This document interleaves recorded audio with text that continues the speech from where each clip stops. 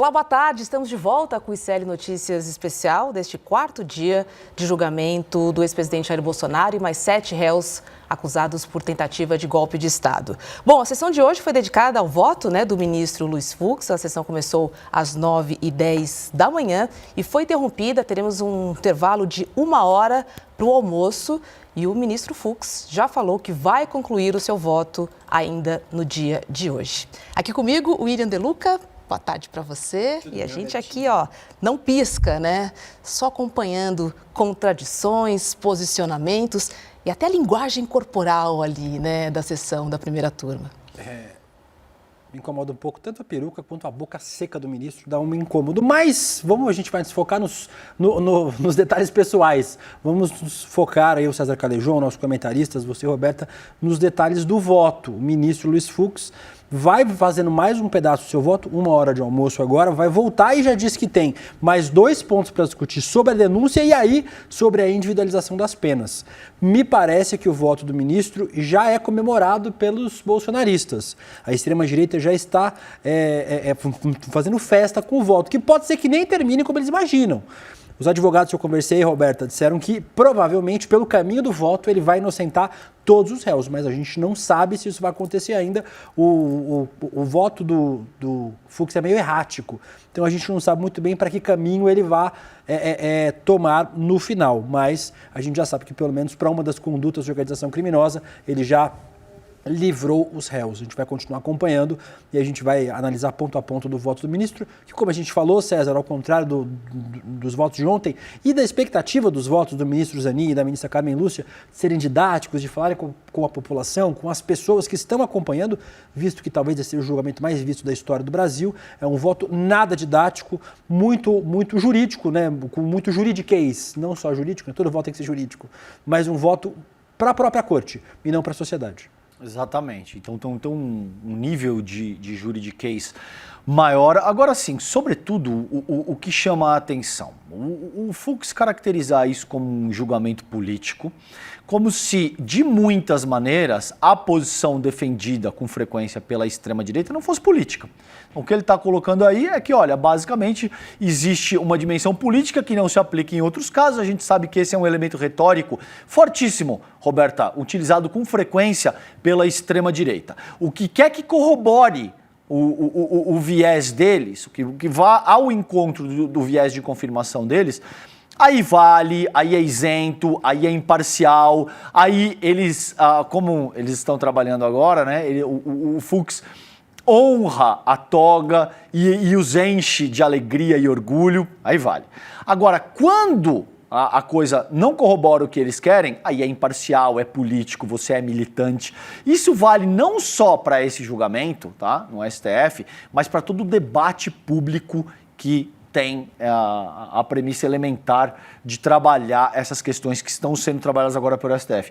Vamos ver se a gente tem o Guga Noblar. Noblar, onde é que você está agora, cara? Opa, tô aqui, na saída do STF, na entrada, Tá saindo agora os deputados, tanto de oposição quanto... Zuco, e agora, como é que fica essa história de perseguição judicial depois do voto do Fux? Ainda cola? Perseguição judicial?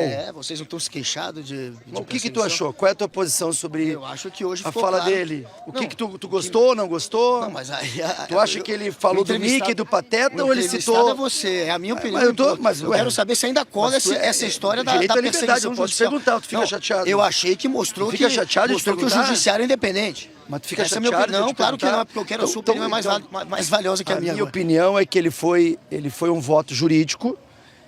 Foi um voto jurídico, baseado em vários fatos, baseado em juristas renomados e não em Pateta e Mickey. É a sua opinião? Minha opinião é que o Fux mostrou que o judiciário é independente, que não tem perseguição política. O que tu achou da peça dele? O que o senhor achou? Que não terminou ainda. O que tu achou que a peça... Tu acha que dá um embasamento jurídico e que vai trazer uma insegurança para o caso? Foge da minha pergunta. Vai trazer uma insegurança ou não vai? A minha pergunta é a que tu não importa. responde, cara. Mas não interessa a minha opinião, a sua opinião sobre a perseguição judicial.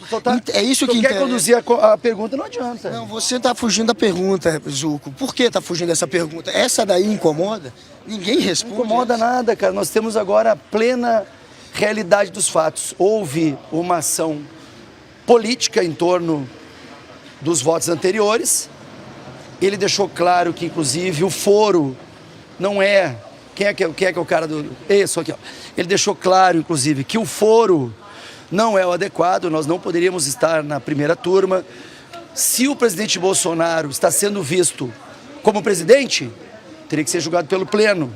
Se o presidente Bolsonaro está visto como cidadão comum, teria que passar para a primeira instância. Então, a questão jurídica, Noblar, é muito clara. Tu pode querer falar das suposições, eu te cito várias coisas. Te falo da imparcialidade, te falo que Alexandre de Moraes, ele é vítima e é julgador. Te falo que o Dino, que até ontem era senador do Partido Comunista, que inclusive teve ações com o presidente Bolsonaro, se torna imparcial. Te falo também para ti, do Zanin. Né, Zanin, que foi advogado do Lula, então 3 de 5. Aí tu vê, um ministro... Fux foi indicado pela Dilma, que tem a sua carreira...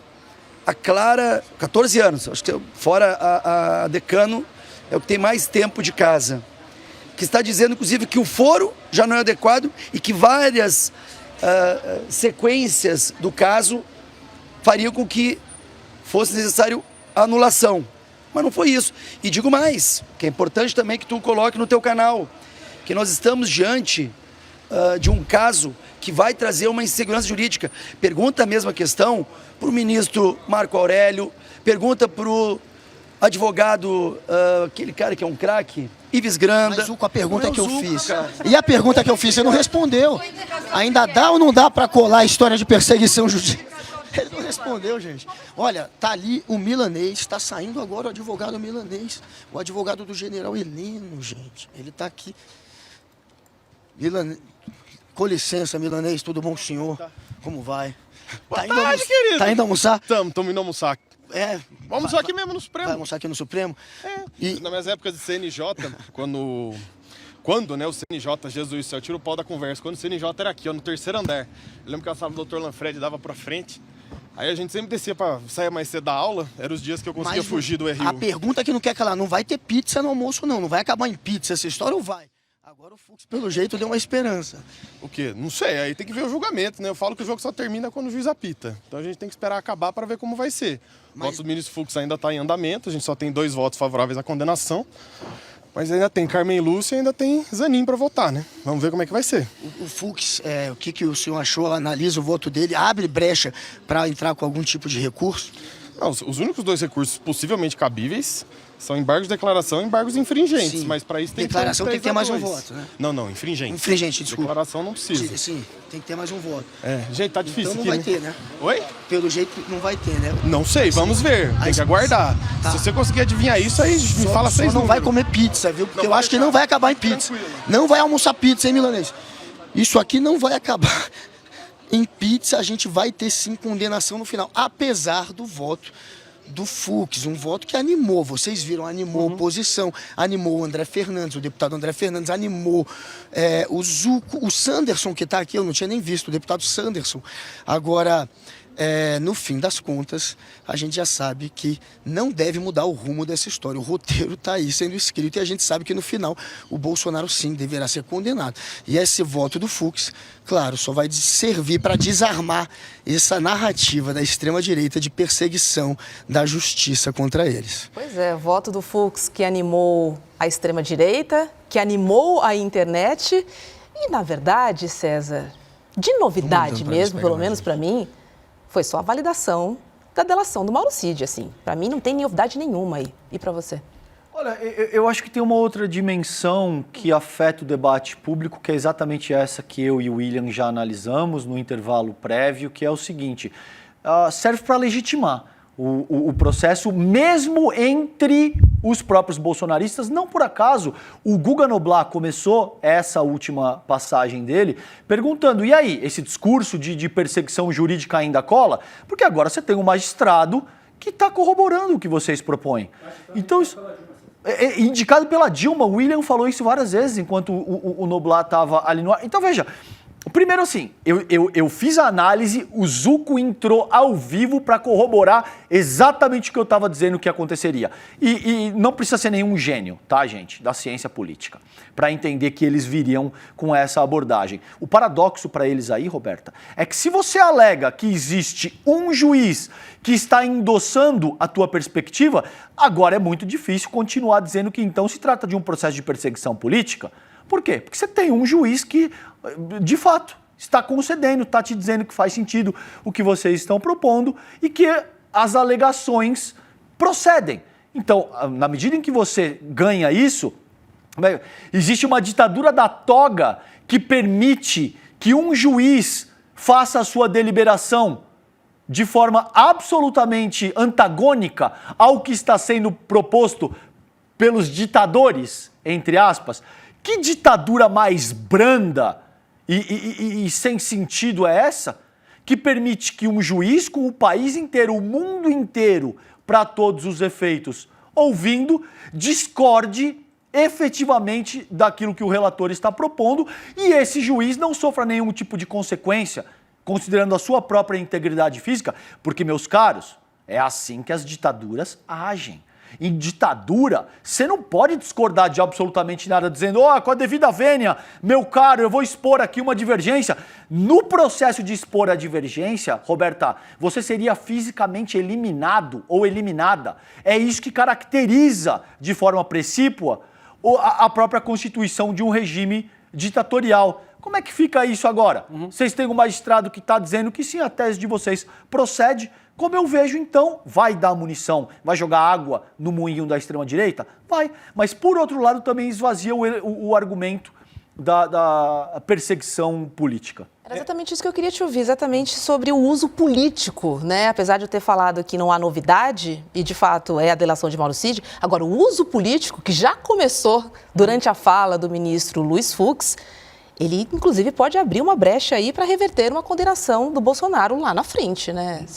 Não acho, Roberta, não acho, e os advogados que eu conversei, inclusive, me reafirmaram isso. O voto do ministro Luiz Fux deve ser um voto minoritário, não deve ser um voto majoritário, nem ter votos, por exemplo, outro voto que vá nesse mesmo sentido. Então, não abre brecha para o ministro, para os réus, na verdade, não só para o Jair Bolsonaro, a defesa, com terem certeza recursos, ele tá dando... mas vai abrir, obviamente, uma narrativa para as redes sociais, o que eu acho curiosíssimo, Roberta, porque o ministro indicado pela presidenta Dilma vai provavelmente, como está se encaminhando, dar um voto favorável aos réus, comprando a narrativa dos réus. Mas eu quero reforçar uma coisa muito importante, a gente vai chamar a Heloísa Vilela daqui a pouco, que vai comentar também, mas eu quero reafirmar isso.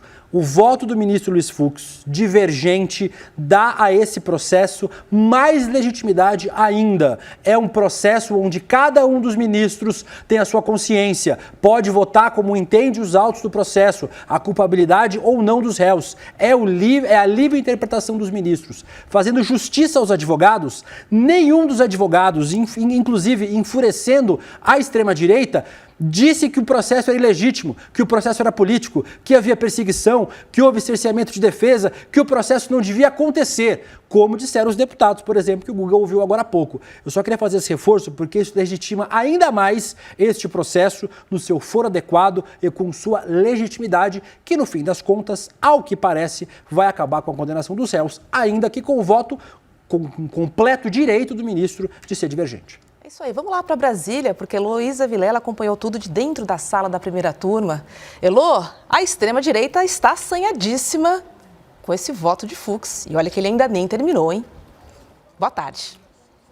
Com certeza. E a gente ainda não sabe como ele vai terminar, né, Roberta? Boa tarde para você também. Boa tarde, Will, Calejon.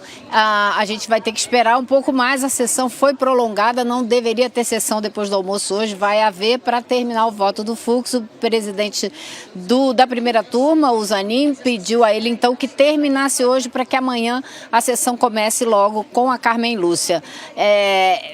Assim, tem vários pontos complicados nessa a apresentação do voto do ministro Fux. Acho que o William resumiu bem alguns deles. Isso vai dar muita narrativa para a extrema-direita, mas isso não significa que ele não vá condenar os réus que estão aqui. Ele está demolindo alguns crimes que foram imputados a esses réus. Ele acha que não pode ter, por exemplo, golpe de Estado e atentar contra o Estado Democrático de Direito. Ele acha que um é trampolim para o outro, então deve ser tudo uma coisa só. Ele acha que não existe uma organização criminosa, porque se você olhar para os detalhes, a lei exige vários itens para tipificar esse crime e por aí vai. Então, acho que ele vai retirar vários crimes, mas ele não vai inocentar todos esses réus. Agora, ele passou assim muito rapidamente pelo caso do Anderson Torres, por exemplo. E ele disse, nesse caso de dano qualificado, que o Anderson Torres tem que ser liberado, que ele teria dito até para que não permitissem que o pessoal do quebra-quebra do 8 de janeiro chegasse perto do STF. Eu não vi em que momento que isso aconteceu, mas aparentemente Anderson Torres mandou algum recado para alguém dizendo isso. Então ele já aliviou ainda mais a barra do Anderson Torres, aquele mesmo que tinha uma minuta do golpe em casa. Então vamos ter que ver como ele trata o problema do golpe em si, né? Onde que ele vai colocar o Anderson Torres, mas ele atenuou, com certeza, todos os crimes, né? Ele atenuou a culpa que recai sobre esses 8 que estão aqui sendo julgados hoje. Agora o Fux quase provocou a parada cardíaca em meio grupo ali que estava acompanhando esse voto dele, porque teve um momento que ele vai citando outros casos, outros votos, e aí ele fala, eu peço vistas, se referindo a um outro voto que ele deu em um outro momento. E em volta de mim, eu mesmo, como assim? Pediu visto, quase caiu todo mundo duro. E eu estava num lugar também muito interessante, porque eu estava sentada justamente atrás de onde ficam os parlamentares, e tinham 3 de um lado, 3 do outro, da esquerda, da direita. Aliás, a direita estava à minha direita, a esquerda estava à minha esquerda, e as reações opostas às palavras do Fux, como vocês bem podem imaginar. Tanta contradição, né? Vai lá, César. Ao encontro disso, que vocês estavam ali em loco, eu queria te perguntar se você acompanhou as reações do Dino e do Moraes, principalmente, se você conseguiu ver alguma outra coisa. O que você pôde perceber ali do ambiente? Certeza. O ambiente super tenso, né? Isso daí é inegável. Agora, uma coisa que me chamou demais a atenção, eu já ouvi o Fux falando aqui no Supremo várias vezes, nunca ouvi o Fux gritando. Ele estava gritando, ele estava falando tão alto que eu já estava tapando o ouvido, porque ele começou a falar muito mansamente. Quando ele começou a ler o voto, a voz dele mudou por completo. Ele começou a falar com uma força e quase gritando, né? Falando muito alto mesmo, apesar de ter um microfone. Isso me chamou muita atenção, parecia que ele estava com raiva. Agora, os demais ministros, vários momentos eu percebi isso. Eles estavam ou escrevendo ou lendo coisas no computador. O ministro Dino, por exemplo, eu vi lendo um livro, procurando informações, não era que estava lendo o livro, estava pesquisando coisas num livro. E quem mais olhava, ou quem quase era o único que olhava para o Fux enquanto ele falava, era o presidente, ministro Zanin. Os demais, Carmen Lúcia, Dino e Alexandre de Moraes, estavam o tempo todo olhando, lendo, escrevendo. O Alexandre de Moraes só olhou para o Fux quando ele se referiu ao trabalho do relator, trabalho muito amplo, né, muito detalhado que o relator fez. Ele elogiou para depois começar a criticar e desfazer todas as acusações montadas pela Procuradoria-Geral da República e abraçadas pelo ministro relator. Perfeito.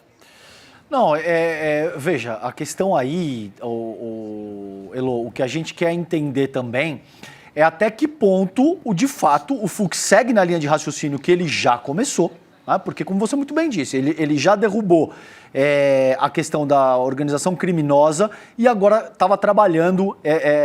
Qual que era essa última temática, William, agora que ele estava... O dano qualificado. O dano qualificado, né? perdão. Ele estava tentando Ele estava deixando muito claro que, na opinião dele, a culpa por tudo que foi quebrado, o prejuízo provocado, é de quem cometeu esses crimes, separando totalmente os mandantes, né, o Bolsonaro, o Braga Neto, etc., separando eles todos dos crimes cometidos aqui no 8 de janeiro. Então, pelo que eu estou entendendo, só vai sobrar na visão do Fux, para esses réus aqui, a tentativa de golpe ou o atentado contra o Estado Democrático de Direito. Um ou outro, porque ele acha que não dá para fazer os dois, que um é meio de chegar ao outro. Agora, Elô, de qualquer forma, era essa análise que eu queria puxar contigo. Esses são os dois crimes, me corrija, por favor, se eu estiver errado, que têm o maior potencial ofensivo. Esses dois crimes, a tentativa de abolição violenta do Estado Democrático de Direito, golpe de Estado e a questão da associação armada criminosa, associação criminosa armada. Essa ele já derrubou. Então, me parece que, de alguma forma, ele vai ter que condenar alguém ou por tentativa violenta de abolição do Estado Democrático de Direito ou por golpe de Estado, né, Elô? Como é que você avalia isso? Existe a chance dele inocentar todos os acusados disso? Olha, tem uma coisa curiosa. Ele já condenou o Cid, né? Porque ele já aceitou a delação do Cid. Ele não quer derrubar a delação do Cid. Ele acha que ela é válida. Né? Agora, isso implica necessariamente ele em condenar todos esses réus por tentativa de golpe de Estado, necessariamente. Eu, a essa altura do campeonato, não sei mais. Acredito que ele vai condenar esses 8 réus por esse crime ou por atentado contra o Estado Democrático de Direito, porque o atentado todo feito contra as instituições, contra o sistema jurídico, contra o sistema eleitoral, isso tudo eu acho que vai ser difícil ele derrubar. Agora, eu acho que vai ficar por aí e vai condenar. Então, é muito possivelmente, apesar de ter feito toda essa explanação aqui demolindo a peça da acusação, né, e as preliminares, eu acho que ele vai condenar e a gente pode muito bem acabar com 5-0 aqui ainda, apesar dos votos que ele, apesar das explicações, das justificativas que ele deu até agora, não descarto essa possibilidade. E seria importante, né, porque ter uma decisão unânime dessa primeira turma seria bastante, politicamente, muito importante. Acho que para alguns crimes já não vai ser mais unânime, né? Já que ele já deu voto, por exemplo, na organização criminosa, já votou contra. Só fazer um destaque importante, Elô. Eu estou, obviamente, enquanto estou acompanhando aqui com vocês, lendo várias posições de vários juristas. Um deles me chamou bastante atenção.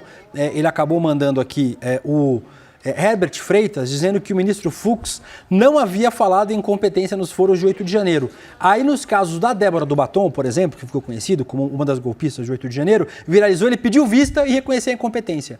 Aí, nos outros processos, ele voltou a parar de falar de incompetência. Então, me parece que o ministro Luiz Fux, a gente vai ouvir agora um jurista que vai falar sobre isso com a gente, julga pela capa o processo, né? Lê quem é o réu na capa e fala, esse aqui é competente, esse aqui é incompetente. A Débora do Batom, teoricamente, teria que estar na primeira instância. Mas o entendimento de toda a corte foi que era caso do STF, visto que eles atacaram o Supremo. Então parece que o Luiz Fux acaba decidindo de acordo com a capa do processo.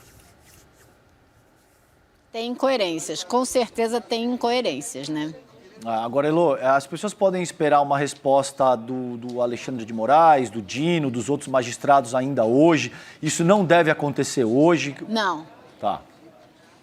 Hoje acho que não. Hoje o tempo que existe agora, exatamente, não vai ser interrompido e até agora ninguém interrompeu, o acordo está sendo mantido e respeitado e a intenção é nessa parte da tarde que ele conclua o voto para que a ministra Carmen Lúcia possa começar o dela amanhã. E eu acho que vai haver debate sim, mas eu acho que vai ser ao final dos votos de todos os ministros, posso estar enganada. E vai ter um grande debate a respeito das penas também, né? Então, vem discussão aí, porque eles estabelecem jurisprudência, eles estabelecem princípios que a Suprema Corte vira a referência dos tribunais. Então, vai haver uma discussão com certeza. Agora, o grande debate vai ser sobre as penas. Deve ficar para sexta-feira, no dia 12. Então, teremos um longo debate sobre a dosimetria.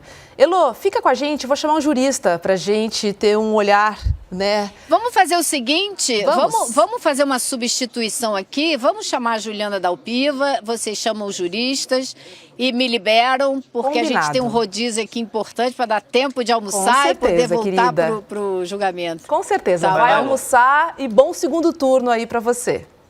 Beijo, Elô. Obrigada. Tá, joia. Obrigada, até. Beijo. Agora sim eu vou chamar o doutor Dimitri Salles, advogado, jurista, que vai nos trazer um outro olhar, né, sobre esse voto do ministro Luiz Fux, cheio de contradições. Doutor Dimitri, seja muito bem-vindo ao ICL Obrigado. Especial. Obrigado, Roberto. É um prazer estar aqui mais uma vez com vocês. César, William, muito obrigado pelo convite.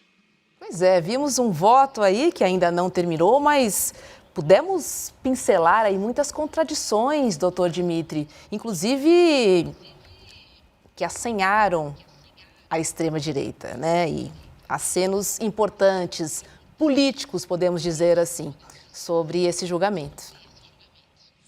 Pois é, o ministro Fux deu um voto que contraria as evidências, as provas, o que está nos autos do processo. Agora há um entendimento da parte dele, né, de que não houve aqueles crimes. Ele tenta fundamentar, trazendo juristas clássicos, trazendo discussões teóricas que de alguma maneira coincidem com a posição das defesas. E aí isso nos trouxe alguma surpresa, de fato, porque embora pudéssemos prevenir que o Fux iria ter discordâncias, pelo andar da carruagem, ele está desmontando completamente a peça acusatória e vai negar a ocorrência de uma armação, já negou inclusive a questão da formação de quadrilha, do crime de organização criminosa. Ele vai terminar por negar a existência de uma tentativa de golpe de Estado, vai reduzir os fatos a um mero incidente, talvez focado no dia 8 de janeiro, e olhe lá. É surpreendente a posição do ministro Fux, mas eu devo também alertar de que essa posição em nada altera o resultado final se a expectativa que temos com relação ao voto da ministra Carmen Lúcia e do ministro Cristiano Zanin for atendida, de que eles seguirão o relator no reconhecimento da ocorrência dos crimes e, na mesma medida, condenarão os 8 réus. Doutor Dimitri, prazer falar com o senhor. Eu vou lhe fazer uma pergunta, eu sei que é relativamente delicada, porque eu entendo a reserva que geralmente operadores do direito, juristas, têm no sentido de comentar a deliberação, o entendimento dos seus pares. Isso posto, portanto, o senhor me responda aquilo que o senhor achar de fato pertinente e o que o senhor pode nessa medida. O que mais me chama a atenção, particularmente, é o ministro alegar que não existe autoria e materialidade para se configurar uma quadrilha, um grupo criminoso armado e que se valeu desse tipo de expediente, porque a gente tem uma série de evidências, que, por exemplo, tentativa de derrubar rede de transmissão de energia, de explodir artefato em área federal, no aeroporto, na véspera de Natal, carros com armas que foram encontradas em posse do George Washington, enfim, tudo que indica que existe uma organização criminosa e que essa organização criminosa se valeu de armas para tentar derrubar o nosso processo republicano. E agora, esse voto, como eu vejo contraditório, confuso, esquisito pra caramba, o ministro tenta dizer que esse não é o caso, que não existe indício sólido bastante para se caracterizar organização criminosa. Como é que o senhor avalia esse trecho específico do voto do ministro Fux, por favor? César, eu fico muito tranquilo para responder sua pergunta. E eu vou na direção do seguinte: é a primeira vez que o Brasil se coloca para julgar tentativa de abolição do Estado Democrático de Direito e golpe de Estado. Esse é o momento em que a jurisprudência do Supremo vai ser consolidada em torno dos contornos de como se dão esses crimes. E o que o ministro Fux está fazendo é esvaziando esses tipos penais. Claro que tem uma finalidade, a finalidade é absolver os réus. E aí me parece que isso está muito numa lógica de uma identificação entre o ministro e esses réus. Uma identificação ideológica, não diria política, mas ideológica entre os ministros e os réus. Portanto, ele não consegue enxergar essas atitudes como sendo atitudes violentas, porque de alguma maneira há uma identificação, talvez de desejo, que não é revelado porque o juiz tem que ser objetivo na sua conclusão. Mas, neste contexto dessa identificação, o que o ministro Fux está tentando fazer é dar um contorno, é formatar o que seria esse tipo penal. Eu tive um problema aqui. Voltou. É formatar esse tipo penal. E aí, a impressão que se tem é que ele vai, de alguma maneira, esvaziar esses tipos penais, né? Não vai reconhecer a gravidade desses casos. Ao reconhecer a existência do tipo, porque eles estão positivados no Código Penal, não vai permitir, por exemplo, uma extensão ampla da sua interpretação, tudo isso voltado a desqualificar a conduta dos réus e, de alguma maneira, diminuir as penas que serão aplicadas a esses réus. Por isso, o que a gente está vivendo agora é um momento muito importante. Talvez o voto do ministro Fux se equipara em importância ao voto do ministro Alexandre de Moraes. E a razão disso é justamente qual é a conformação que a jurisprudência do Supremo Tribunal Federal dará a esse tipo penal, a esses tipos penais, abolição violenta do Estado Democrático de Direito, golpe de Estado, desenhar bem tudo isso, para que isso sirva como um entendimento uníssono, consolidado de agora em diante. E é nessa perspectiva que eu acho que o Fux atua. Ele, de alguma maneira, busca diminuir a extensão desses crimes para poder aliviar a condenação ou mesmo absolver. Eu não duvido, o próprio ministro já apontou isso, ele não reconhece organização criminosa, ele não reconhece alguns desses tipos que foram atribuídos pela Procuradoria-Geral da República como tendo sido crimes que se possa atribuir aos réus.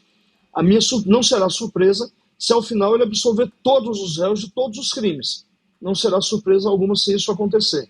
Um bom dia, doutor Dimitri. Eu queria perguntar para o senhor, a gente é amigo, né? Fico até constrangido de chamar você de senhor, mas...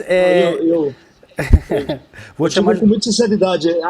Aqui no ICL eu me sinto muito à vontade, e aí sou estranho, doutor Dimitri. Eu vou manter o doutor Dimitri. Eu vou manter o doutor Dimitri. Vamos lá.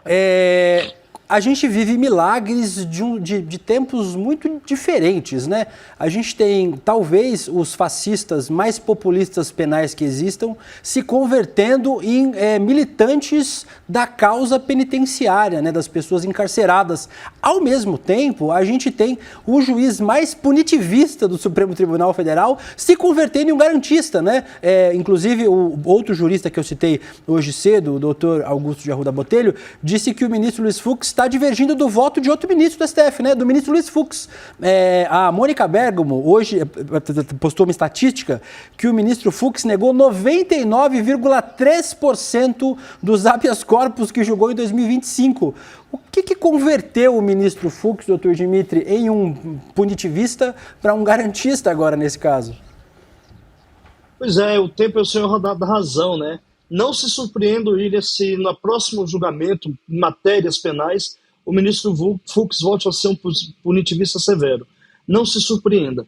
O fato é que a gente está diante de um processo histórico que terá consequências muito enraizadas, vamos dizer assim, para a própria história do Brasil.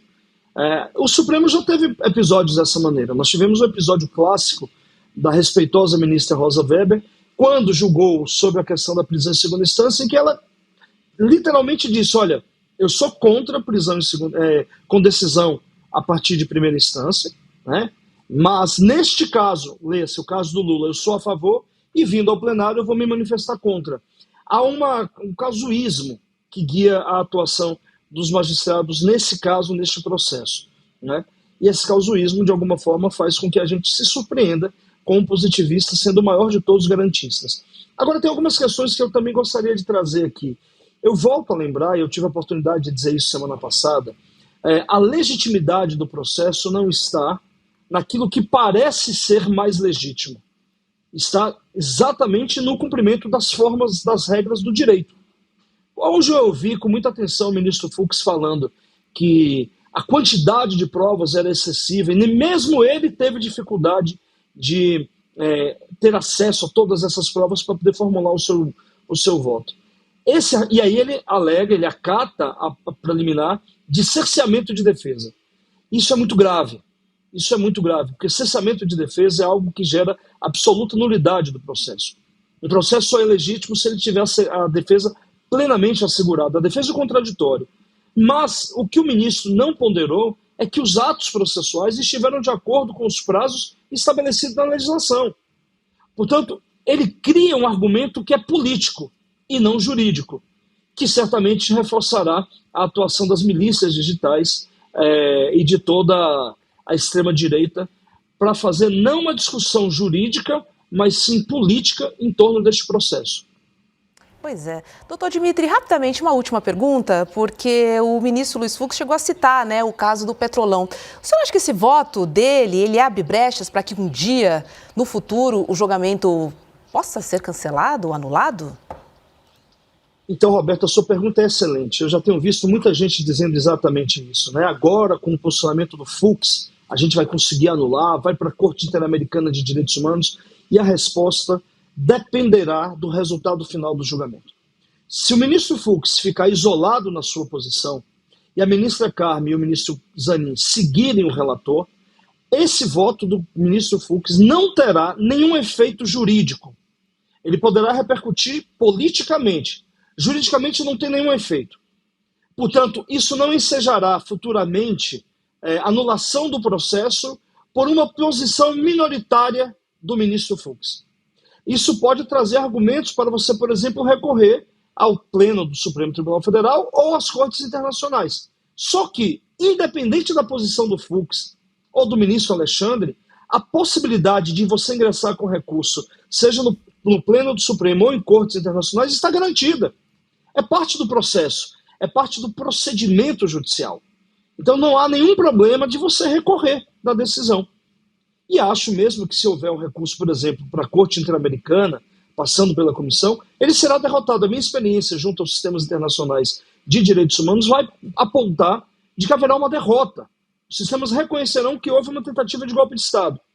Agora, daí a dizer que eles terão êxito, é uma outra história. A possibilidade de recurso está garantida independente da posição do ministro Fux. O que pode mudar a situação é se esse voto deixar de ser minoritário, seja no âmbito da primeira turma ou no âmbito do pleno. Eu, particularmente, não acredito que isso possa acontecer. Já vi alguém dizer assim, mas se o Tarcísio... Olha só a elucubração. Se o Tarcísio for eleito, entre 2027 e 2030, ele terá a possibilidade de mudar os ministros e isso poderá gerar uma nulidade do processo. Isso não existe. Isso não existe. Se eventualmente algum candidato de direita ou extrema-direita for eleito e, no curso da vida cotidiana do Supremo, alterar os ministros, esse processo terá transitado e julgado. A menos que haja um fato absolutamente novo e surpreendente, você poderá suscitar a retomada do processo. Mas em transitado e julgado, isso inclusive é muito difícil que aconteça.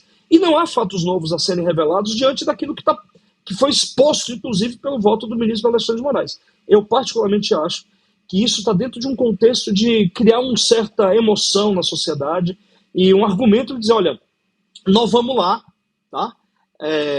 Vamos conseguir derrubar o julgamento, vamos derrotar no Supremo, vamos para a Corte, para o Tribunal Internacional. Isso pode acontecer em termos de argumento de exercício do direito de recurso, mas isso não vai modificar a decisão caso o ministro Fux seja minoritário, e eu espero que assim o seja. Tá certo, doutor Dimitri Salles, obrigada, viu, por participar aqui conosco e nos trazer luz a algumas posições que só o juridiquês responde. Obrigada e um bom dia. Eu que agradeço. Uma boa tarde. Agradeço, eu sigo acompanhando esse julgamento à disposição do ICL e de todos vocês. Muito obrigado. Obrigado, Dimitri. Um abraço. Um abraço. Um abraço. Vamos lá para o STF agora com Juliana Dalpiva. Juliana, já me ouve? Ju, boa tarde para você. Olha, o Fux começou sinalizando que é necessário, abre aspas, absolver quando houver dúvida. Queria te ouvir sobre o voto já proferido e a expectativa que você tem para a conclusão desse voto agora à tarde. Oi, Robs.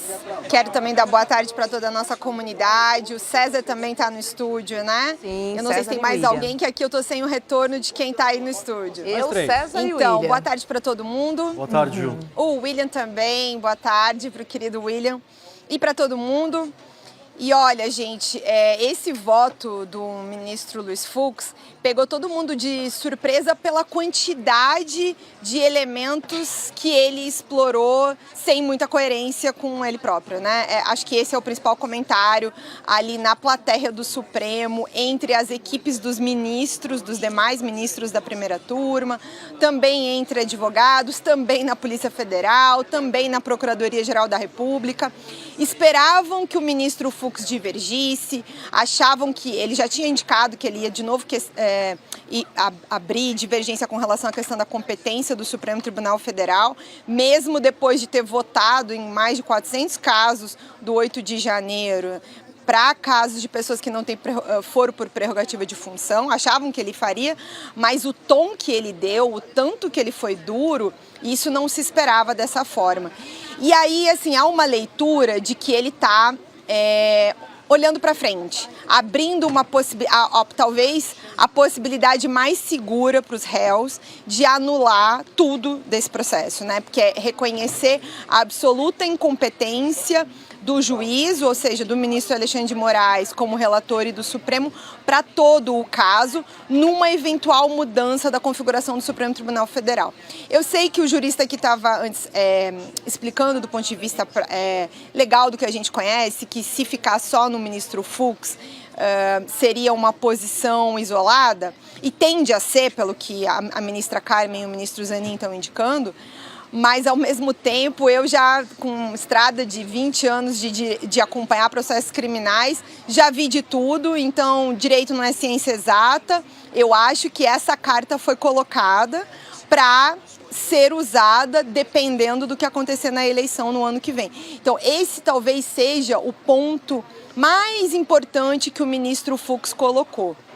Para um resumo geral assim dessa manhã, o que mais pode beneficiar os réus a longo prazo é esse ponto.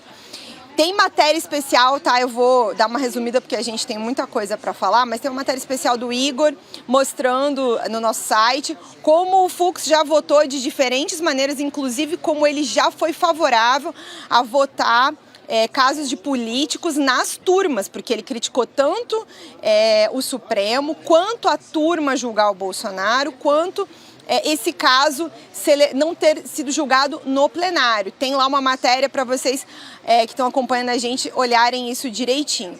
Agora, da provocação que a Hobbs me faz, e é um dos aspectos que eu acho que vamos ver se vai ter espaço para debate hoje ou não, né? Ele negar o caráter violento, né? Ou seja, não tem uma associação criminosa, uma organização criminosa armada. A coisa que mais surpreende, isso eu também ouvi ali dos assessores dos ministros ao longo da manhã, o Fux não cita os fatos ao falar das questões. Ele não fala do plano Punhal Verde e Amarelo, ele não fala do plano Luneta, do Copa 22, ele não menciona que existia a previsão do uso de explosivos, do assassinato do ministro Alexandre de Moraes, do assassinato do presidente Lula, do vice-presidente Geraldo Alckmin. Ele não entra nesses detalhes sobre as questões violentas que estão incluídas, sim, na tentativa de golpe de Estado e das provas que a PGR apresentou nesse sentido. Então, ele vai descaracterizando as condutas numa argumentação jurídica, mas ele não explora, não esmiuça os fatos, ou esmiuça apenas onde ele vai reconhecer na tese dele que esse crime não cabe, então não podemos, por exemplo, a questão do dano, não podemos responsabilizar terceiros pelos atos do 8 de janeiro, pelos atos golpistas do 8 de janeiro. Então ele não vai colocando todos aqueles dados que o ministro Alexandre apontou ontem. Isso é uma coisa que já foi vista ali no plenário e eu não sei em que medida, na hora que voltar a sessão agora à tarde, ele ainda vai falar sobre a questão da tentativa de golpe e da abolição do Estado Democrático de Direito e mostrou o calhamaço que ele vai ler, falou que é denso, então ele vai demorar e ele pediu para não ser interrompido. Então não sei se vai ter debate hoje sobre isso, mas eu vejo ali o ministro Alexandre e o ministro Dino, até em determinado momento vi o Dino fazer um não assim com a cabeça e ler a Constituição. Então eu acho que eles estão ali com tudo bem guardadinho preparando a resposta para essas questões que o Fux está falando sem ter nenhuma parte, né? Sem ter nenhuma discussão. Acho que a treta ainda vai vir, acho que as discussões entre eles vão acontecer, só não sei se vai ser já hoje ou se vai ser amanhã, quando começar o voto da ministra Carmen e o voto do ministro Zanin, ou então se vai ser só na sexta, na dosimetria. Ô Ju, aí eu ia te pedir para falar um pouco mais a respeito disso. Você já tangenciou, você estava ali em loco, eu fiz essa pergunta para a Heloísa Vilela também. O que mais você foi capaz de perceber nas reações, principalmente do Flávio Dino, do Alexandre de Moraes e de eventualmente quem mais você queira ressaltar? Eu vou te pedir para contar um pouco desse bastidor para a nossa audiência que não pode acompanhar isso lá de perto. Você está numa posição muito privilegiada, então eu vou te pedir para relatar o que você viu desses principais atores desse processo nesse momento. Eu acho que tem um constrangimento muito grande, que é muito claro, sabe, ali tanto na plateia quanto entre os ministros, né? Boa parte da sessão é o ministro Alexandre com a mão na boca, né? Tomando café ou com a mão na boca, olhando para a tela, porque provavelmente o Fux deve ter disponibilizado o voto dele em texto para os ministros. Então, quando eles estão olhando para frente, quando vocês veem eles olhando para frente, eles estão olhando lá para os computadores, tablets, lendo o que foi que o ministro apresentou. Então, eles estão de posse desse documento que o ministro disponibilizou para ir acompanhando o que o ministro está falando. Mas, ao mesmo tempo, assim, né, o ministro está falando com ênfase, em alguns momentos alto, né, e aí tem a questão do microfone. Ele, em vários momentos, a plateia ficou ali tensa e chocada. Teve um momento em que ele estava falando, ele até se antecipou a isso que a gente está falando aqui sobre... Todo mundo sabe como o Fux votou contra o reconhecimento, né, da incompetência de Curitiba, na questão da Lava Jato, como agora ele está votando a favor de coisas que ele votou contra antes. Então, ele sabe que esse argumento ia tomar as redes sociais, a internet, e aí ele fez lá a vacina dele, falando que mudar de ideia é importante, é um sinal de amadurecimento. Em determinado momento ele chegou até assim a falar, não, por isso que eu tenho, nos casos que eu estou avaliando, eu tenho aceitado revisões criminais, eu estou pedindo vistas, e aí a plateia ficou assim nervosa, ai meu Deus, vai pedir vista, né? E não pediu vista, ele só falou que ele tem feito isso para se mostrar alguém que está aberto às discussões, à mudança de entendimento, a um amadurecimento. É assim que ele tem tratado né, essas mudanças de posição dele, mas não explica tudo, né? Isso não explica essa mudança que é tão radical até dentro desses próprios casos. E a incoerência ali, as pessoas estão até sem entender para onde vai, assim, o que a gente vai esperar do restante da tarde aqui. A gente já tem, dentro do que apresentou o ministro Alexandre, a única concordância que o Fux mostrou até agora é de manter a colaboração premiada do Mauro Cid. Mauro Cid é um réu confesso de vários crimes. Mas aí o Cid, nessa delação, que está aceita também pelo ministro Fux, aponta pessoas que estavam tentando dar um golpe de Estado. E aí, como é que ele já descaracterizou, né, a própria organização criminosa que é apontada pelo Cid? Então, como é que ele vai lidar com o próprio Cid, que é um réu confesso? Ele não pode absolver o Cid, né? Afinal de contas, o Cid é um réu confesso. Mas ele vai condenar só o Cid? Como é que ele vai tratar os demais dentro dessa questão? A construção jurídica coerente disso, ela é bastante imprevisível. Então, eu vejo muita incredulidade das pessoas assistindo o ministro Fux falar até de um ponto de vista garantista, né? Não se demonstrou como as ordens, a liderança chegou para ter a destruição do 8 de janeiro. Falta muita coerência, né, na construção de como o ministro Fux apresenta o raciocínio dele para os votos que ele fez, para o voto que ele fez até aqui em função de tudo que foi apresentado pela Procuradoria-Geral da República. Agora, a defesa está adorando tudo isso, né? O próprio Celso Vilardi falou, num dos intervalos, chegou a dizer ali para jornalistas, ali na sala na primeira turma, que o ministro estava lavando a alma deles. Então, E eles estão com a expectativa de poder apresentar algum tipo de recurso com esse voto do Fux para que o caso seja levado ao plenário. O próprio Paulo Bueno me falou isso também ali quando a gente estava descendo para cá, depois que a sessão foi suspensa, dizendo que eles já estão estudando essa medida.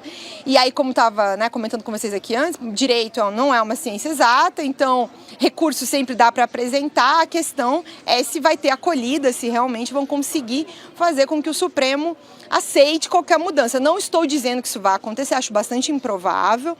Acho que a maioria pela condenação do Bolsonaro, em específico, deve vir amanhã, porque tudo que o Fux votou até esse momento dá a entender que o Bolsonaro ele deve absolver das acusações.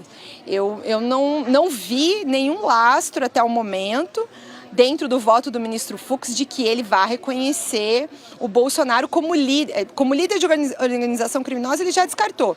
Agora, se ele vai condenar o Bolsonaro por tentar um golpe de Estado, apesar de não ter condenado pela organização criminosa, aí é um pouco a pergunta que vai ficar para ser respondida hoje durante a tarde. Eu diria, César, Will, Hobbs, está em aberto.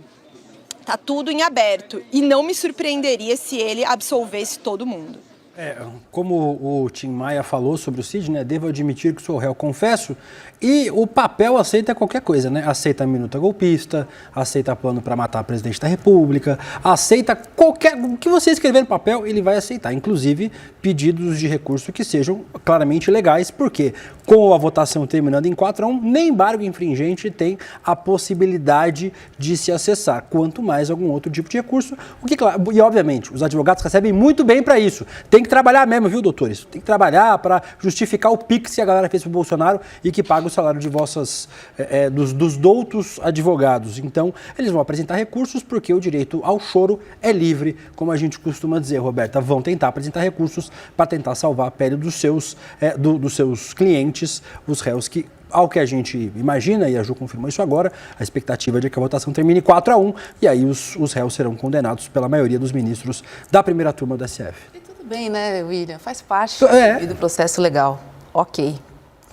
Juliana Dalpiva, vou te liberar para comer um lanchinho, porque daqui a pouco a gente tem a finalização do voto do ministro Luiz Fux. Daqui a pouquinho deve começar, agora não sei se ele vai votar rapidamente também, né? Essa surpresinha a gente vai ter que acompanhar ao vivo. Vai lá comer o seu lanchinho e boa segunda sessão para você. Qualquer coisa é só chamar, estamos aqui. Obrigada. Tá bom, meus queridos, vou correr. Um beijo. Beijo, Ju, vai lá. Vou trazer alguns trechos, do voto do ministro Luiz Fux, que logo no começo ele deixou claro que votaria pela nulidade absoluta do processo. O ministro disse que o caso deveria ser julgado pela primeira instância, o que anularia completamente o processo. Vamos ver. Pela incompetência absoluta do Supremo Tribunal Federal para o julgamento deste processo, na medida em que os denunciados já haviam perdido os seus cargos. E, como é sabido, em virtude da incompetência absoluta para o julgamento, impõe-se a declaração de nulidade de todos os atos decisórios praticados. De sorte, senhor presidente, que a minha primeira preliminar, ela anula o processo por incompetência absoluta. Não tem contradição. Pois é, e vimos uma coerência entre tantas contradições no voto do ministro Luiz Fux, porque desde o começo ele disse, ele sempre defendeu que não seria a primeira turma competência, não teria competência aí para julgar. Até aí... ainda assim ele acatou, ele fez divergência, mas acabou acatando. E, inclusive, Roberta, a gente citou agora há pouco, que em outros casos, o ministro Luiz Fux, e não é outros casos de 10 anos atrás, viu? Outros casos deste processo, do processo de golpe de Estado. O ministro Luiz Fux falou que a turma era competente, que o foro STF era competente, que a turma era competente, mas, aparentemente, não é coerente o que o ministro faz. Ele diz uma coisa para um processo e diz para outra, como disse um advogado que eu acompanhei aqui nas redes sociais, parece que o ministro Fux dá o voto de acordo com a capa do processo, o nome que está escrito e o impacto em especial no público determina o voto do ministro Fux. Vamos voltar para Brasília agora com o Manu Borges. Oi, Manu, boa tarde, seja muito bem-vindo à nossa transmissão especial. Me conta o que você está vendo aí. Boa tarde, time CL. Então, a oposição saiu lá do julgamento cheia de munição, com um sorriso largo no rosto, atirando para todos os lados com base nesse julgamento que pede anulação de tudo o que aconteceu até agora. Eu gosto de dizer que o orçamento previsto para o ano que vem, para o funcionamento da Suprema Corte, é de R$1 bilhão. Só com a segurança são mais de 70 milhões de reais. Então, será que o ministro Fux defende que todo esse dinheiro vá para o lixo? Porque é isso, né? Mais de 680 pessoas já foram condenadas com base nessas preliminares aí que foram rejeitadas no recebimento da denúncia. E agora tem muita munição para disparar.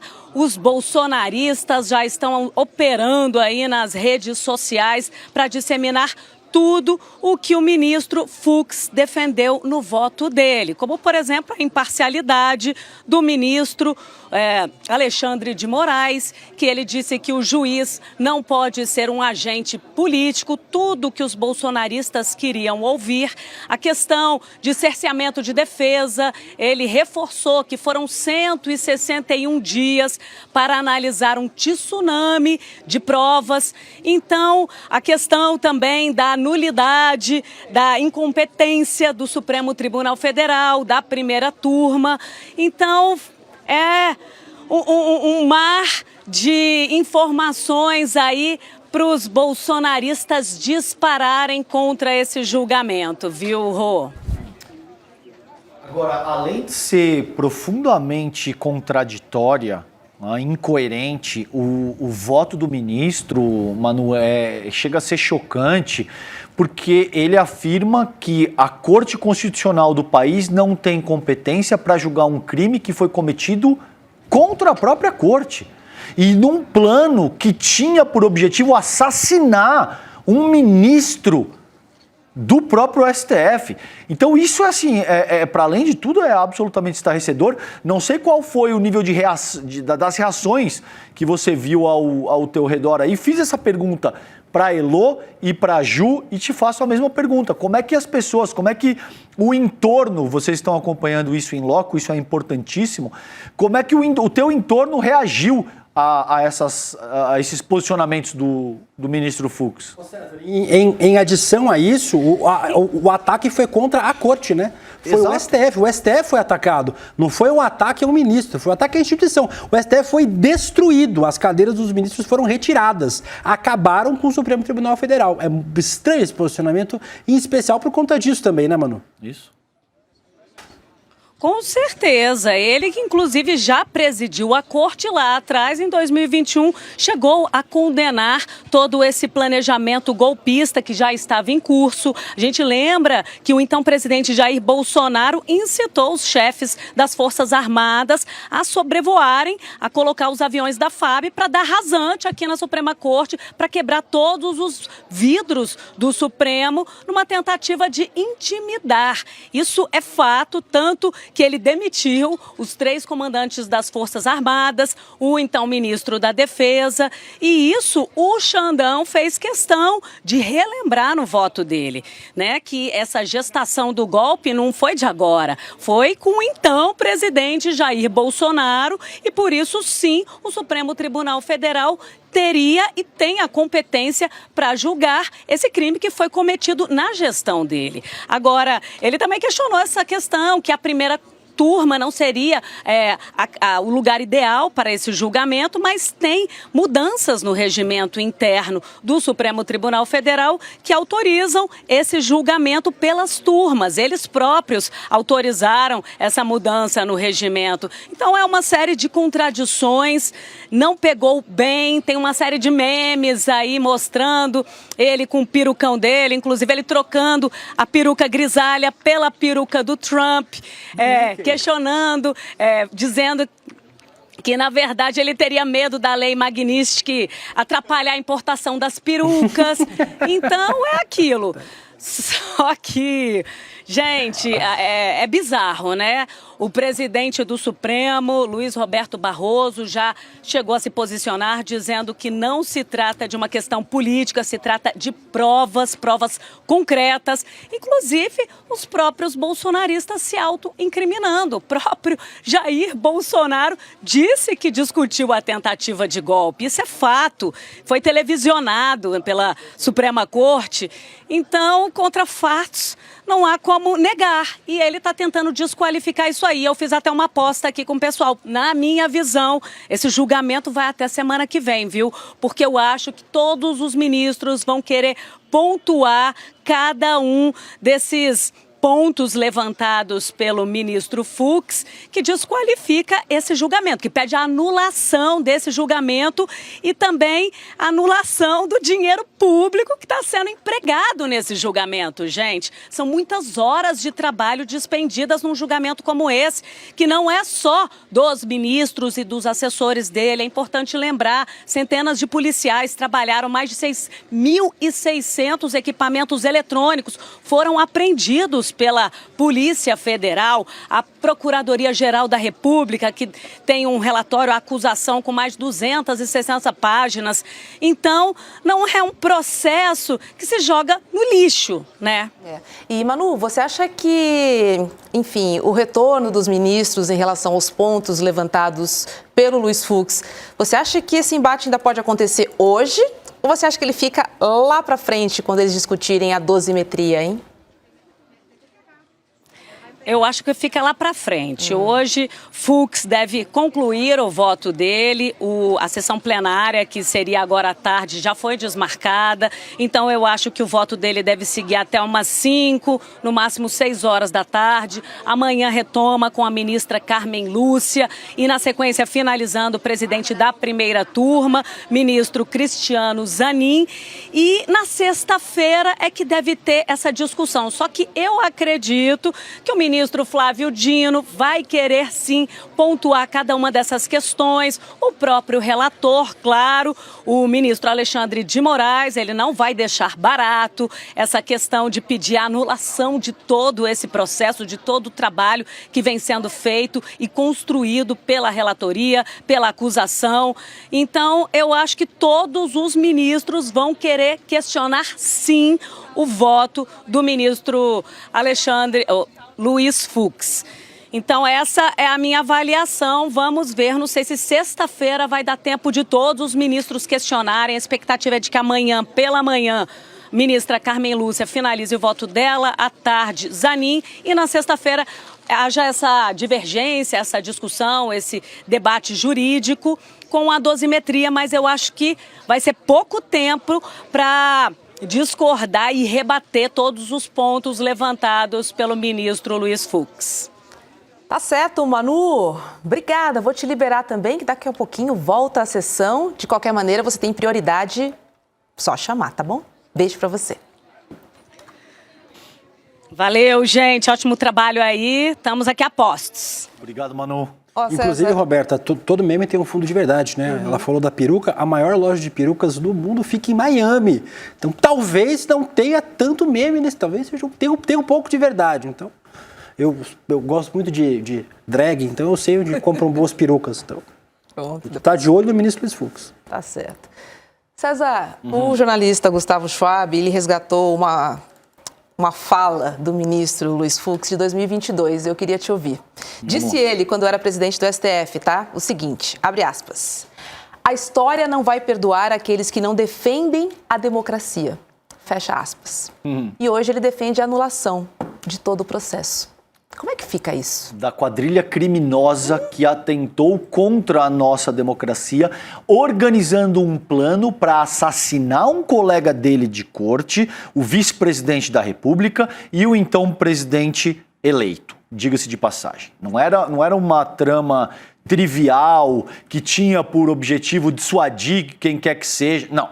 Tinha por objetivo um assassinato, assassinatos no plural. Agora, veja, isso também serve para que a gente entenda com clareza o seguinte.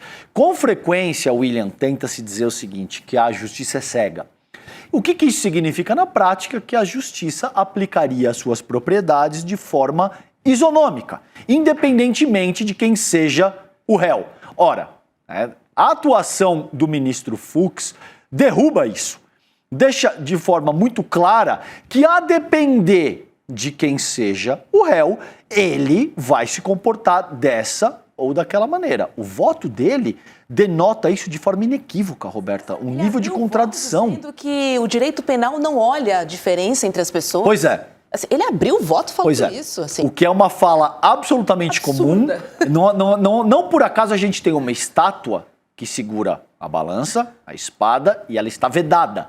O que essa estátua, que simboliza a justiça, tenta te dizer é que as propriedades da justiça são aplicadas de forma absolutamente igual para todos os sujeitos da nossa ordem jurídica. A gente sabe que esse não é o caso. E votos como esse do ministro Fux só deixam isso mais claro ainda. Agora, é uma situação ainda mais sensível, William, para te passar, porque nesse momento o Brasil é alvo de uma guerra híbrida organizada pela maior potência econômica e militar do mundo, que vem instrumentalizando a família do ex-presidente da República para atacar o Brasil. Até agora, com medidas de caráter, digamos assim, econômico.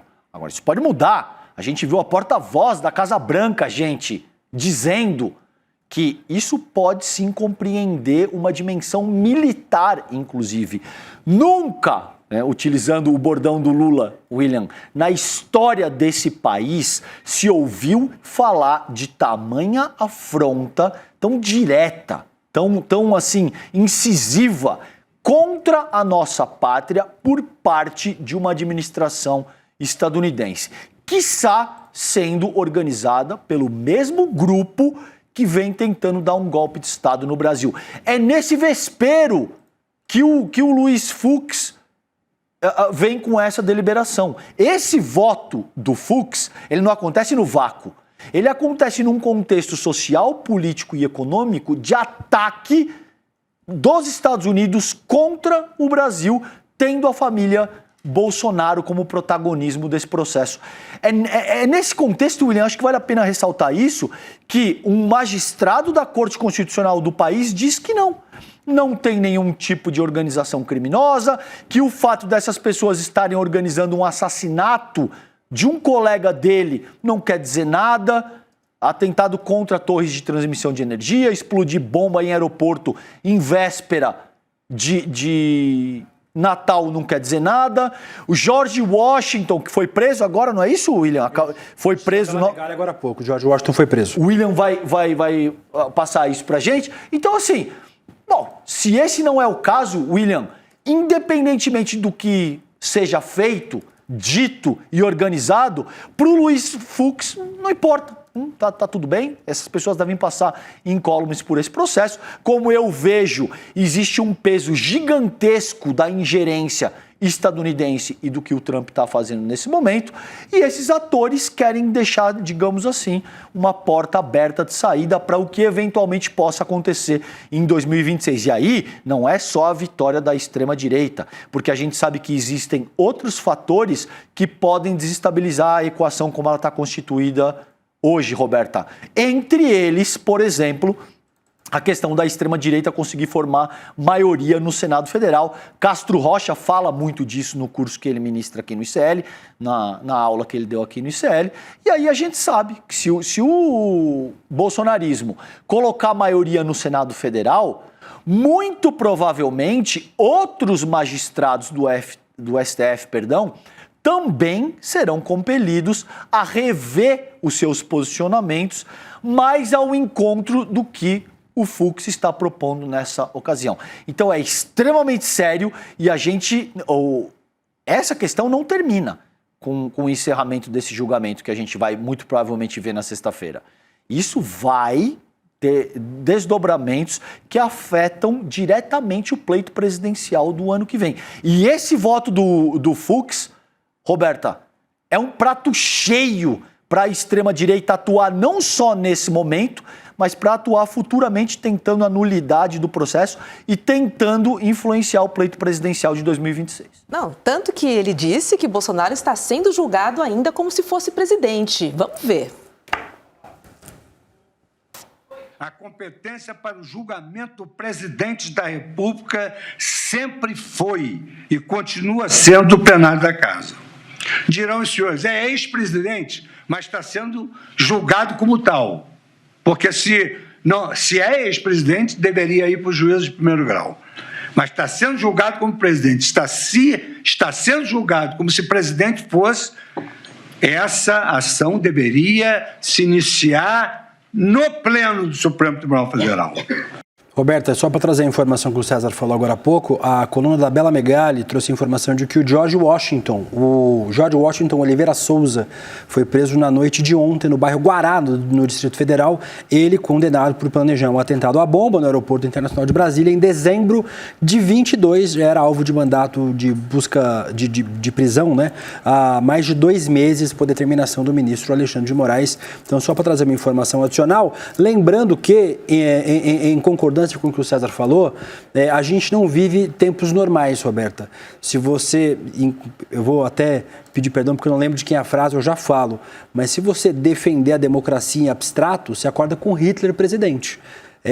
É preciso algum grau de concordância sobre a democracia a partir de agora. A gente não está falando de uma ameaça que se encerrou. A gente não está falando de golpistas que sentaram e falaram: pessoal, beleza, extrapolamos, vamos fazer um acordo aqui.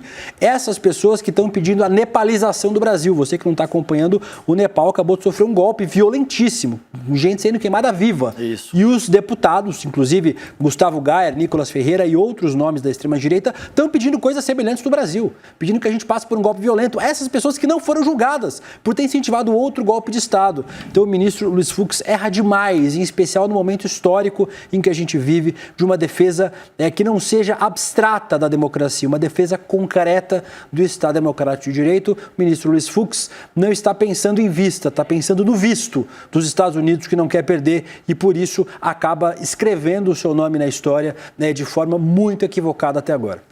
Você é tão inteligente e sagaz que você roubou meu trocadilho, porque eu ia dizer exatamente isso. A gente ficou esperando o pedido de vista e, ao que tudo indica, o voto dele mira o pedido de visto dos Estados Unidos. Genial, o William. Agora fica... eu li do Renato Terra no Twitter. Ah, só pra boa. fazer justiça. Eu vivo roubando Probidade piada, viu, intelectual, gente? além de tudo. Eu vivo roubando piadas, se quiser me processa, mas essa aqui foi do Renato Terra, só pra fazer justiça.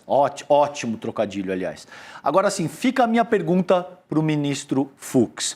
Ministro Fux, se o plano golpista tivesse por objetivo central organizar o seu assassinato e não o assassinato do ministro Alexandre de Moraes, o senhor ainda defenderia essas mesmas posturas no seu voto?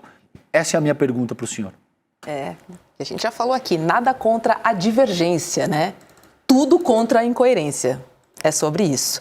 O ministro Luiz Fux também citou o mensalão para discordar que houve crime de organização criminosa na trama golpista. A menção foi a um julgamento do mensalão que anulou o crime de formação de quadrilha para o ex-ministro José Dirceu. Acontece que no julgamento citado pelo ministro, ele mesmo votou contra a absolvição de José Dirceu. Vamos ver.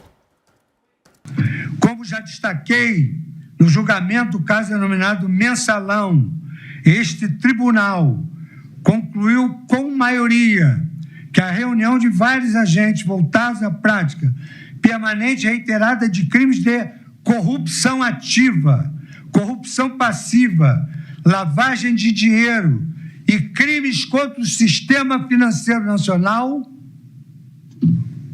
não preencheria a elementar típica concernente à série indeterminada de crimes, razão pela qual foram os réus absolvidos dessa imputação de formação de quadrilha. Isso que você falou, Roberta, antes de chamar essa fala do ministro Luiz Fux, é importante. Eu vou ressaltar isso mais uma vez. A gente tem uma audiência muito rotativa, né? Tem muita gente que entra e acaba saindo. É importante ressaltar que o voto do ministro Luiz Fux, ainda que eu divirja, que o César discorde, mesmo sem, como o César gosta de dizer, operador da lei, né? Eu Pelo escopo probatório e o voto dos outros ministros apresentados até agora, eu acho que é um voto muito equivocado, especial pelo momento histórico que a gente vive. Mas é um direito do ministro de ter um voto divergente. É um direito dele de pensar diferente dos outros ministros e apresentar esse voto. É mais uma prova de que a gente não vive num regime de exceção. É mais uma prova de que não existe ditadura do Supremo. Na ditadura, Roberta, o ministro que faz isso que o Fux fez é tirado do plenário, torturado e morto. Exato. Essa é a diferença fundamental para a ditadura que Jair Bolsonaro defende. Ditadura que Eduardo Bolsonaro caminhou alegremente com uma camiseta de Ustra Vive, em alusão ao torturador Carlos Brilhante Ustra.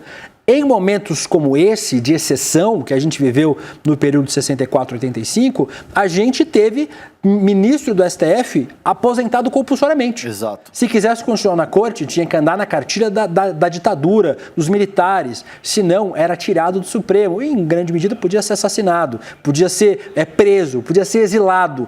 Essa é a diferença fundamental do período histórico que a gente vive. É mais uma vez, e é claro, a gente já falou aqui que a gente vai para Brasília, mas a gente não vive um momento de exceção. Não existe ditadura do Supremo e está provado hoje com o voto do Fux. Vamos lá para Brasília, porque o Guga tem uma entrevistada ali. Eles deram um golpe, não conquistaram, porque as instituições e a sociedade foi mais forte, mas eles deram um golpe que não conseguiram intentar até o fim para garantir que ficassem no poder. Então o voto de Fux, discordando disso, apenas mostra talvez ao presidente Donald Trump ou a tantos que estão atacando o Brasil lá de fora, não é?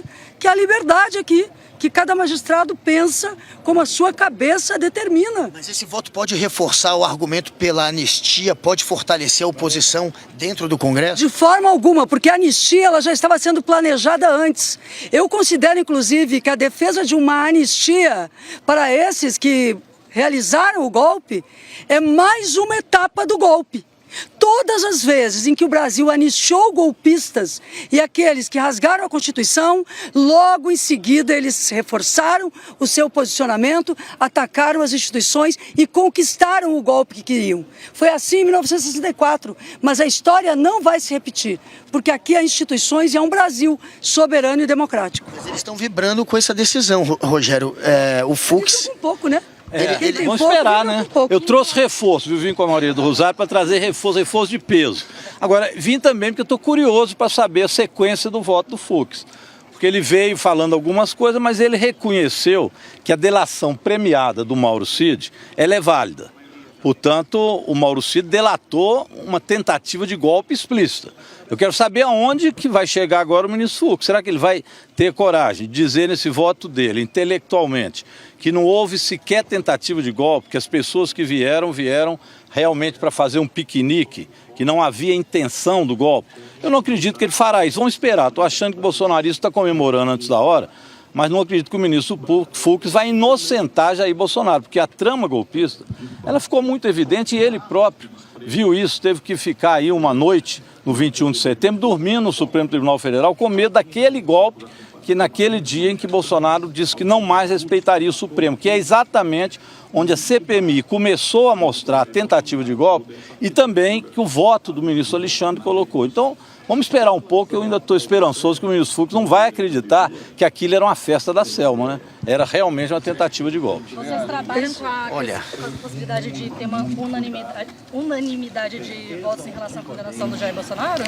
Nós trabalhamos com essa hipótese, seria o mais razoável, porque a comprovação dos crimes está definida. Mas como nós dissemos, o voto do ministro Fux, se for dissonante do relator, só vai comprovar, inclusive para aqueles que estão atacando o Brasil, de que o julgamento é livre, é justo, houve direito de defesa. Então nós não nos preocupamos com isso, porque sabemos que a Constituição está do nosso lado e a autonomia do Supremo está assegurada, certamente em qualquer circunstância, nem que seja por maioria, mas é uma autonomia importante para as instituições. E do ponto de vista jurídico, um voto divergente, se ele é apenas do Fux, se é que será, em relação ao Jair Bolsonaro, isso não impacta juridicamente absolutamente nada, a não ser mesmo na narrativa, que é o termo que eles gostam de dizer, deles próprios. E talvez do Trump. É muito isso, é o que eles saem comemorando, a possibilidade de uma narrativa. Eu já falei isso várias vezes, o que eles fazem é sempre essa tentativa de golpe permanente, é o golpe continuado.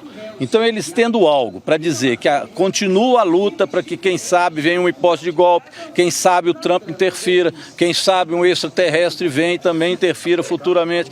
Para eles, que acredito que alguns a Terra é até plana, tudo serve como argumento.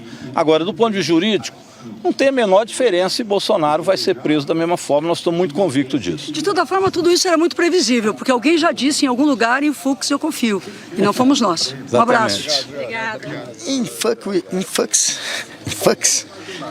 we trust, né? Era essa, o Dudu, ele confia. E você viu que o Rogério Correia, o deputado do PT de Minas Gerais, falou: espero que o Fux não ache que foi só uma festa da Selma. Selma, para quem não sabe, é a mulher do Eduardo Vilas Boas, ex-comandante do Exército. Quando tentaram dar aquele golpe do 8 de janeiro, eles usavam um codinome para dar o golpe de festa da Selma. Estavam convocando o pessoal aqui para Brasília para a festa da Selma. Selma, repetindo aqui para vocês, mulher de Eduardo Vilas Boas, ex-comandante do Exército, aquele que o Bolsonaro disse que devia a eleição. Ajudou muito, né? Quando fez pressão, quando era comandante do Exército, ele fez pressão, inclusive, para o Lula não conseguir um habeas corpus que poderia livrá-lo da cadeia. Quem fez pressão para o Lula não participar da eleição. E o Bolsonaro sempre foi muito agradecido a ele. Eduardo Vilas Boas, a família dele, inclusive a mulher dele, a Selma, a filha, elas participaram do acampamento golpista, e o 8 de janeiro foi chamado em homenagem a ela de festa da Selma. Ô, Gustavo, repete comigo o nome do ministro, é Fux. Fux, o nome do ministro. Fux, repete comigo, Fux. Eu não estou ouvindo. Não está ouvindo, mas só fazendo a correção, não está ouvindo, já vai sair do ar. Ministro Luiz Fux, e é só fazer uma referência, Roberta, a deputada Maria do Rosário citou aí o In Fux We Trust. Só para fazer a referência correta, é uma mensagem trocada entre o então juiz e o então promotor Sérgio Moro e Deltan Dallagnol, na época da Vaza Jato, quando as conversas deles foram vazadas, e uma das respostas sobre um voto do ministro Fux era In Fux We Trust, essa mensagem mandada pelo Deltan Dallagnol, que nunca reconheceu a legitimidade dessas mensagens, inclusive reportagem brilhante do nosso querido Leandro Demore, agora com a gente, à época em outro veículo. Agora, César, a disfarçatez do Deltan Dallagnol, um deputado cassado, que agora postou nas redes sociais, né? In Fux We Trust. Parece que o então ex-deputado, ex-promotor, acabou aí confirmando a veracidade das mensagens da Vaza Jato, né? Essa era a imparcialidade deles. Lembra? Na ocasião da Lava Jato. Ô, Noblar, se você tiver alguém urgente, você interrompe. Você quer... Como é que você está aí? Maravilha. Não passou há pouco agora o Celso Vilardi e o Paulo Bueno, que são os advogados do Bolsonaro. Eles entraram, não quiseram conversar com a imprensa. Eu cheguei ali do lado deles. Eles fizeram uma brincadeira, enfim, mas não falaram nada relevante sobre o processo. E eu acredito que a maioria entrará pela garagem. Mas eu estou de olho. Quem passar aqui pode deixar que eu aviso. Você interrompe aqui em qualquer momento, você tem prioridade aí, o Guga Noblar falando do Distrito Federal. Lembrando que a gente está de olho também na sala, tá? Da primeira turma, e voltando, a gente traz aqui ao vivo, tá? São 2h15, a previsão era começar às 14h, mas nós estamos de olho lá na sala da primeira turma também. Vai lá, César. Agora, o que é importantíssimo, como eu vejo, Rô, é o seguinte: a divergência, ela é válida, ela faz parte do devido processo legal, e tudo isso, para muito além de ser, digamos, aceitável, é desejável, porque denota que o nosso sistema de justiça e o nosso sistema democrático republicano está em pleno funcionamento. Então isso é desejável. Agora, eu quero deixar registrado aqui que essa divergência, a despeito de ser absolutamente legal e até desejável, como eu disse, se dá num momento hipersensível. A gente vai voltar, eu concluo essa análise depois, está recomeçando o julgamento. Vamos lá para Brasília. No próximo domingo, dia 14 de setembro, às 8 horas da noite, o ICL vai transmitir gratuitamente o documentário O Fim de Bolsonaro. Esse é um original do ICL que reconstrói com provas, depoimentos e uma investigação jornalística o maior julgamento da história da nossa democracia. Pela primeira vez, um ex-presidente e a cúpula militar sentam no banco dos réus. e a gente vai mostrar tudo, os bastidores do golpe, a linha do tempo da conspiração e como a democracia brasileira reagiu e resistiu a uma tentativa de golpe. É gratuito, online e com um debate ao vivo logo depois da exibição com Eduardo Moreira, Juliana Dalpiva, Elô Vilela, Chico Sá e comigo, Leandro Demore. Se você quer entender de fato o que aconteceu, inscreva-se agora. Acesse icl.com.br/estreia e garanta o seu ingresso gratuito.